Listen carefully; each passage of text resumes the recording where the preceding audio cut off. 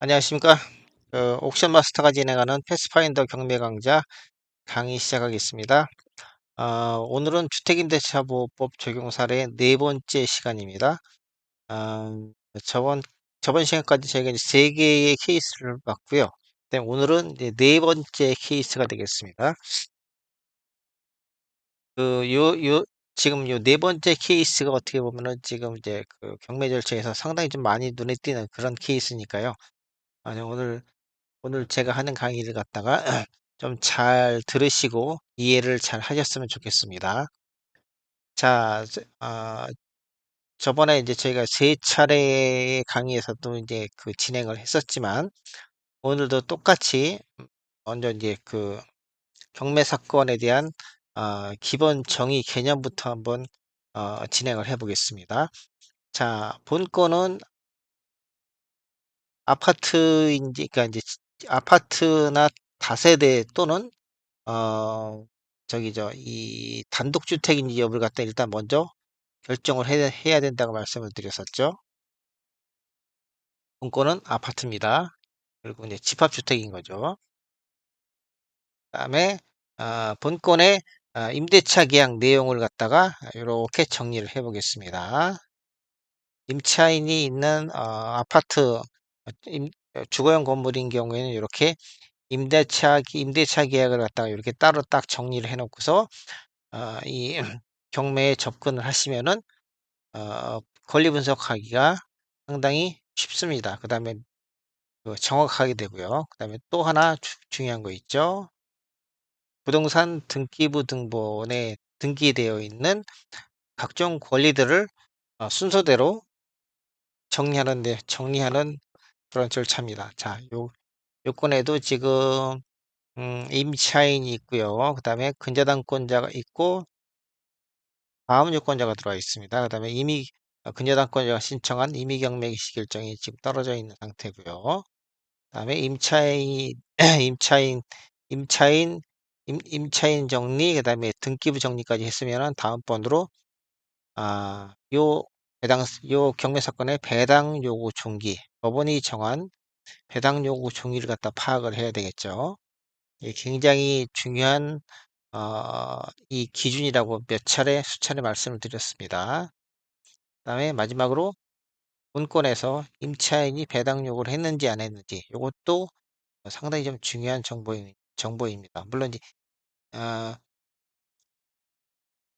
이 뭐 다른 건보다는 조금 중요도가 좀 떨어지긴 한데 어쨌든 간에 아파트 그러니까 주거용 건물이 이렇게 경매가 나오면은 요런 다섯 가지 팩터 주거용 건물이 집합 건물인지 또는 단독주택인지 여부 그걸 갖다가 먼저 파악을 하고요. 그다음에 임대차 계약 내용을 이렇게 일목요연하게 파악을 해 놓고요. 그다음에 음, 또 이제 하나 이제 중요한 아, 등기부 등본에 등기되어 있는 권리를 갖다가 이렇게 정리를 하고요. 그다음에 법원에서 정한 배당 요구 종기를 이렇게 파악을 해 놓고 그다음에 마지막으로 임차인이 배당 요구 여부를 갖다 이렇게 마지막으로 파악을 해 놓으면 요 다섯 가지가 주거용 건물의 경매 절차에 경매에 입찰을 하실 때 권리 분석을 할 때 가장 기초적인 데이터이면서 가장 중요한 데이터입니다. 이번에도 오늘도 이렇게 이제 다섯 가지 이렇게 정리를 했습니다. 근데 이제 오늘이 케이스 네 번째 시간인데요. 이번 시간에 제가 이제 그 설정을 한 경매 사건의 그 경매 사건은 그 앞에 세 개의 경매 사건하고는 조금 틀립니다. 일단 말소 기준 권리가 있죠. 말소 기준 권리가 2023년 1월 3일입니다. 그런데 지금 이제 주택의 전입일과 인도일인 일종의 여기 이제 대항력 발생일이죠. 대항력 발생일이 1월 11일 0시입니다. 즉 근저당권이 대항력보다 앞섭니다. 그다음에 확정일자도 물론 어 확정일자도 물론 근저당권 설정일보다 늦고요. 결국은 대항력은 1월 11일 0시, 그다음에 우선 변제권은 1월 15일날 갖추고 있는 요 임대차 계약 내 임대차 계약의 내용입니다. 그러면은 요건 같은 경우에는 결국은 근저당권이 말소 기준 권리인 근저당권보다 대항력도 뒤지고요. 우선 변제권도 뒤지는 그런 케이스입니다. 근데 상대적으로 요런 케이스가 경매 시장에 경매 물건 중에 꽤 많아요. 그거는 이제 나중에 제가 이제 뒤에서 설명을 드리겠지만 아 대개 보면 이제 임차인들이 집을 얻을 때 임차인들이 임대차 계약을 체결을 할 때 등기부등본이 아주 깨끗한 그런 주택도 있는데 대개 보면은 이제 그 아파트 담보대출을 저 그 소유주들이 많이 받아 놓죠. 그 아파트 담보대출을 먼저 깔고 담보대출이 발생해 있는 상태에서 그다음에 임대차 계약을 들어가는 경우가 상대적으로 빈도수에서 따지고 보면은 가장 많습니다. 요런 케이스가. 그러면 이제 요 임차인은 들어갈 때 그러면은 뭘 고민을 하냐면은 이 선순위 말소 기준 권리인 선순위 말소 기준 권리보다 어 말소 기준 권리가 이 자기의 배당금을 다 가지고 난 다음에 그다음에 잉여금이 있는지 없는지, 즉 어 본권에서는 선순위 저당권자가 다 배당을 받고 난 다음에도 임차인이 보증금을 회수할 수 있는지 없는지 여부를 그걸 갖다 이제 이 임차인들이 고민을 합니다. 물론 이때 이제 그 공인중개사 부동산의 공인중개사들도 요걸 갖다 고민을 많이 하죠. 그러면서 이제 요 근저당권에 대해서 걱정을 하면은, 그러니까 임차인이 요 근저당권에 대해서 걱정을 하면은 부동산이 그렇게 설명을 하죠. "이 아파트의 시가가 굉장히 높으니까 이 선순위 저당권자가 다 받아가더라도 임차 보증금은 충분히 회수할 수 있다. 그런 물건이다." 하고서 그렇게 소개를 해줄 겁니다. 요런 물건이 빈도수로 보면 사실 가장 많습니다. 자, 오늘도 또 똑같이 이제 그 관련된 법률을 갖다가 병행해서 자세하게 설명을 다시 드리도록 하겠습니다. 자, 전입일이 1월 10 일이고요. 주택의 인도일도 1월 10 일입니다. 그러면은 아 요 요 임대차 계약의 대항력은 주택임대차보호법 제3조 대항력 등 제1항에 나옵니다. 임대차는 그 등기가 없는 경우에도 임차인이 주택의 인도와 주민 등록을 마친 때에는 그 다음 날부터 제3자에 대하여 효력이 생긴다. 본건의 경우에 대항력의 효력이 발생하는 시기는 2023년 1월 10일의 이길인 2023년 1월 11일 0시입니다. 예, 요거 이해하시겠죠?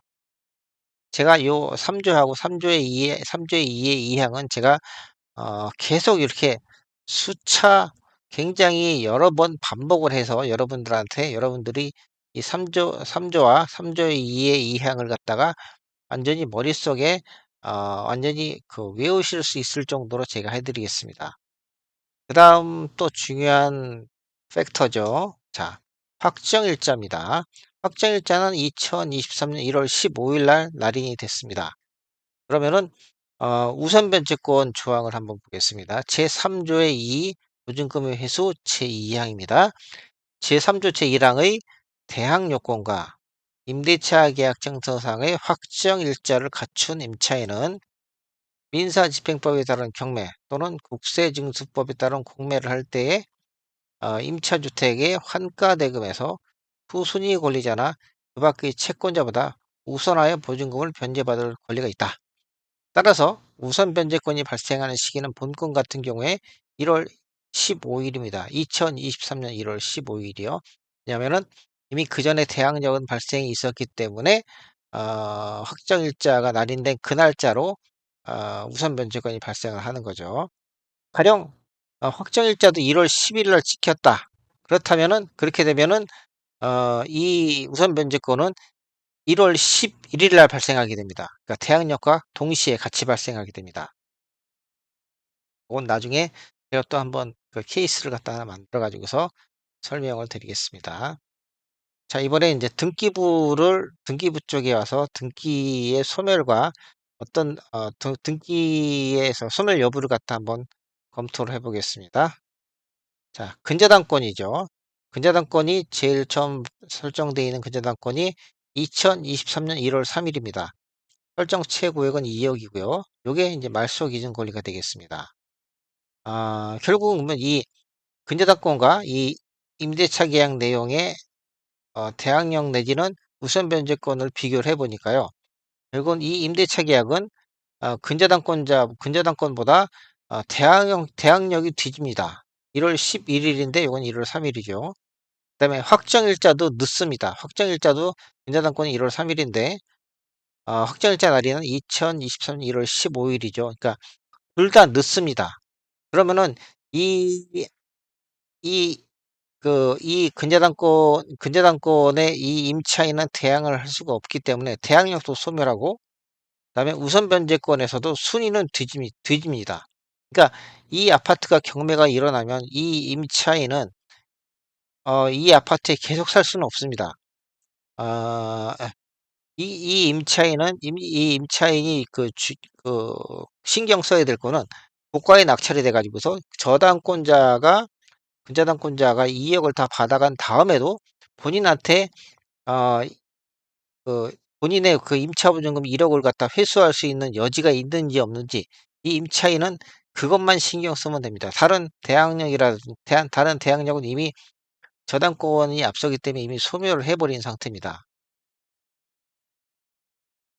근저당권은 설정일이 임차인의 대항력 및 우선 변제권 발생일보다 앞섭니다. 그래서 배당에서 근저당권자가 우선적으로 배당받으면 물론이고요.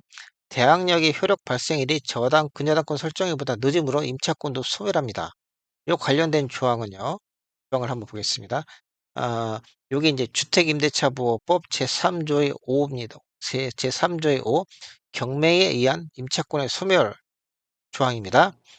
임차권은 임차주택에 대하여 민사집행법에 따른 경매가 행하여진 경우에는 그 임차주택의 경락에 따라 소멸한다. 다만 보증금이 모두 변제되지 아니한 대항력이 있는 임차권은 그러하지 아니하다. 요 조항에 의해서 요 조항을 갖다가 요 건에 대해서 대비를 해 보겠습니다. 일단은 임차주택의 어 임차권은 그 임차주택의 경락에 따라 소멸한다고 되어 있죠. 일단 원칙적으로 소멸하는 겁니다. 그러니까 근데 단 보증금이 모두 변제되지 아니한 대항력이 있는 임차권은 그러하지 아니하다. 대항력이 있는 임차권이라는 거는 결국은 저당권에 대항할 수 있는 대항력이라는 거죠. 근데 여기에서 불행하게도 요 근저당권이 먼저 설정이 됐기 때문에 이 임차인의 대항력은 소멸합니다. 그러니까 즉 이 3조의 5에 의해서 임차권은 소멸하는 게 맞습니다. 자, 다음 보겠습니다. 배당 요구 종기가 2023년 12월 15일로 정해졌죠. 그러면은 이 부동산 경매 절차에서 어 배당을 받고자 하는 채권자들은 2023년 12월 15일까지 경매 법원에 자신의 채권을 신고하면서 배당 요구를 해야 됩니다. 관련 조항 보겠습니다. 이거는 이제 민사집행법입니다. 민사집행법 제84조 배당 요구의 종기 결정 및 공고 1항입니다. 경매 개시 결정에 따른 압류의 효력이 생긴 때에는 집행법원은 절차에 필요한 기간을 고려하여 배당 요구를 할 수 있는 종기를 첫 매각일 이전으로 정한다. 요 빨간색 글씨를 보겠습니다. 배당 요구를 할 수 있는 종기. 결국은 이 배당 요구 중기라는 게 배당 요구를 할 수 있는 엔딩 데이라는 거죠. 엔드 데이요. 그러면은 만약에 이 배당 요구 종기를 지나서 배당 요구를 하면은 결국은 배당을 해 주지 않는다는 얘기입니다. 그러니까 모든 채권자는 결국은 배당 요구 종기까지 배당 요구를 해야 됩니다. 근데 제가 앞에서 몇 번 앞에 세 차례에서 말씀드렸는데 어 이 민사집행법 84 조의 요 규정이 적용이 되는 채권자는 모든 채권자가 다 이 규정의 적용을 받느냐? 그건 아닙니다. 아 지금 임의 경매 개시 결정이 9월 1일날 들어왔죠. 이 9월 1일날 개시 결정이 떨어졌습니다. 근데 그중에서 지금 이제 이 임의 경매 개시 결정이 떨어지기 전에 이 부동산 등기부에 등기를 가지고 있는 채권자, 여기서는 근저당권자와 가압류 채권자가 되겠죠. 이 두 채권자 결국은 경매 개시 결정이 등기 전에 이 부동산에 어 어떤 권리를 가지고 있는 채권자, 권리를 등기한 채권자인 경우에는 이 민사집행법 84 조의 이 법의 적용을 받지 않습니다. 결국은 이 사람들은 이 두 채권자는 민사집행법에 보면은 당연히 배당받을 수 있는 채권자라는 그런 명칭이 나오는데 그 당연히 배당받을 수 있는 채권자에 해당이 됩니다. 그래서 이 두 채권자는 굳이 배당 요구를 하지 않아도 배당을 받을 수 있습니다. 근데 여기에서 이 임차인은 이 등기부에 아무런 흔적도 없죠. 등기부에는 이 부동산 등기부에는 이 임차인이 어떠한 권리를 가지고 갖는지는 아무런 흔적이 없습니다. 그래서 이런 채권자는 이렇게 민사집행법 84 조의 요 규정을 따라야 됩니다. 준수를 해야 됩니다. 즉 배당 요구를 할 수 있는 종기를 법원이 정하면 그 이전에 자신의 채권을 갖다가 법원에다가 신고를 하면서 배당 요구를 해야지만 배당을 받을 수가 있습니다. 단 요 두 채권자는 이미 경매 개시 결정 등기 이전에 어 부동산 등기부에 등기돼 있는 권리를 가지고 있기 때문에 제외되는 거고요. 임차인은 여기에 아무런 흔적이 없기 때문에 아무런 등기 내용이 없기 때문에 이 임차인은 무조건 배당 요구를 해야 되는 거고요. 자 보겠습니다. 임차인은 이 건에서 지금 이 12월 10일 날 배당 요구를 했습니다.